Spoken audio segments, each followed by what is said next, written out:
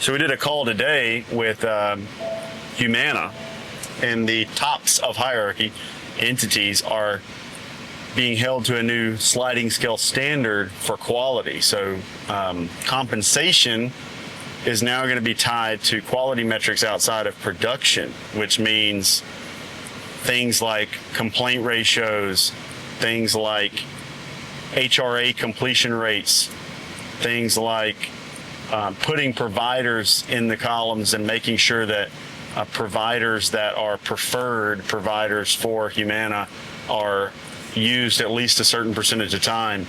And then, rapid disenrollment rates. So basically they're looking at all these quality metrics, and you can have your override penalized or increased based on your ability to hit those metrics. So this is something we think that we're going to see a continuous direction towards quality, because as the Medicare Advantage enrollment in the country has gotten to a point where maybe the growth of the Medicare Advantage program is expected to kind of slow, what can they do now? It's grow the profitability. And how do you grow the profitability? Get the beneficiaries to use providers that are more in tune with what it means to be a Humana member, or what's beneficial for the member, and also the star rating, et cetera, all their different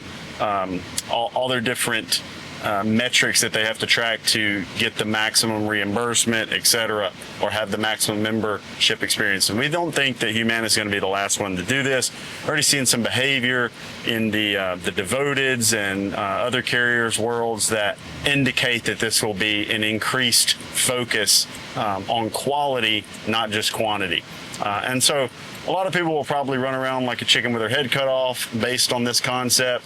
I happen to think it's good for the industry, because the top of hierarchy does need to be thinking about, how can I get my agents to do these things? Now, if you're an agent and you're thinking, the FMO just recruits me and makes money off of me. Well, in the Medicare Advantage world, that's just simply not true anymore, because they are going to be held to a very high. This is already happening, and there's probably a lot more that goes on that you didn't even realize before.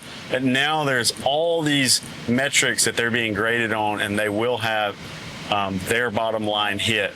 And it does not, with Humana, go down to anyone besides the top of hierarchy. So if you have someone getting a piece of the margin in between you and the top of hierarchy, they may not be being hit by it unless that top of hierarchy decides to hit them for it. And so this could create a ripple effect of people starting to care about things.